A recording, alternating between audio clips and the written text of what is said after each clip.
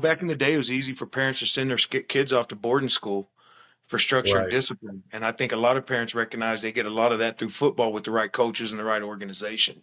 And I think, a lot of them think to help, it helps single moms, single dads, whatever, just people that are struggling in those areas, football does help. Like you're saying, I had a great coach. We were talking about yesterday, Jay Franklin. He practically raised me and my brothers, a whole bunch of us, about 12 kids. And we just went back and surprised him at his house for a 30-year reunion. And man, we all sat and talked about that, as how much of an influence he was to us and how he challenged us and he never backed off. And I think I brought a lot of that philosophy of who I am today to this. And what I recognize is we're not here to be your best friend. We're here to love on you. We're going to be your buddy. But at the same time, we're going to challenge you, because that's what life does. Right. And that's the way he was with us. And I think I've done a great job of bringing that over, and it's been successful. It helps. So, again, these kids are hungry for it, and I don't run from it. I do go hard on them sometimes just to about do your job, but it's never personal and it's never an attack. I would never do that to a kid anyway. Yeah. Well, let's be honest. Like, you got boys, I got boys. Our boys ain't listening to us. Like, they don't have Yeah. nothing I gotta say. Charlie Brown's mom at that point. Yeah, they're grown. They don't hear nothing I gotta say. Yeah. From the time they're 10 to the time they're, I'm, you know, done and gone. They don't want to hear nothing I gotta say. But for somebody else that pours into them and shows love to them, they'll listen to them.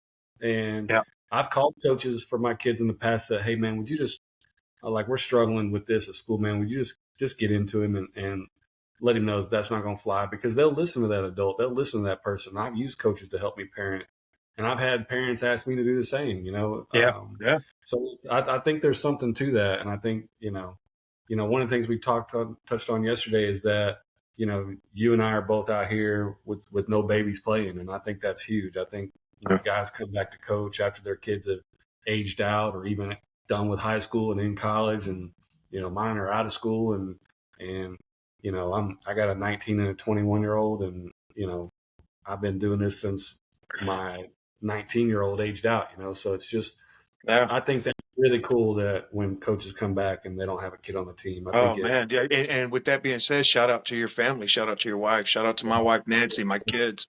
I have 5 kids, and they've allowed me to do this, and that's the truth. With respect, they've allowed me to do what yeah, it is that I do. I think they recognize that it's not just out there living through football, and they recognize, they see, when they picking kids up to go fishing, we're going to get them to help, do little things, and they become family. People, we all become family, because that's what we start with, is that foundation, family. So that's very crucial to have the support we need with our families when you're bringing that up. If you don't have that, I've heard a lot of people almost get divorced over it. I've heard oh yeah, a lot of people talk about, me and Clark out there. He's a coach right now in Burleson.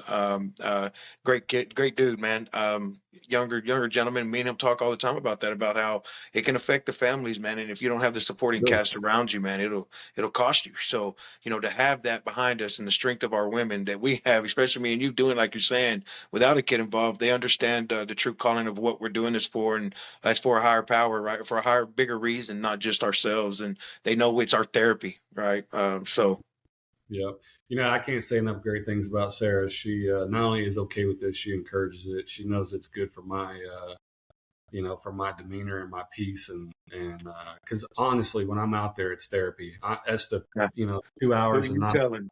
turn it off, and I don't have to think about anything other than X's and O's and a little discipline, and I don't have to answer my phone. I don't have to worry about work. I don't have to worry about my kids, and so for me, football is therapy. And the last couple of years, I've been volunteering at Ovilla Christian, and so that now that goes from being on the field for 2 hours a night to being on the field for 5 hours a night. Yeah, And let me yeah, tell you, I'm exhausted physically when I come off the field after a 10U, 12U practice, but mentally I'm so much in a better place when I get off yeah, the field and I come big home and time. eat a shower, and I'm like, man, just so it's therapy for me too. I don't know about Yeah, you, but like no, for absolutely, absolutely, I think man. I that's mean, something. you I got think a lot that's of something. dads you got a lot of people that'll say, they're going to stop by the bar and have a drink. You got people saying, I'm going to go golf all day. You got people that are going, guys going to go do different things at their crutch. And for me, mine's the football field. And again, thank God we have the supporting cast behind us to support us with that. Right. And shout outs Yeah. to a lot of these moms out there.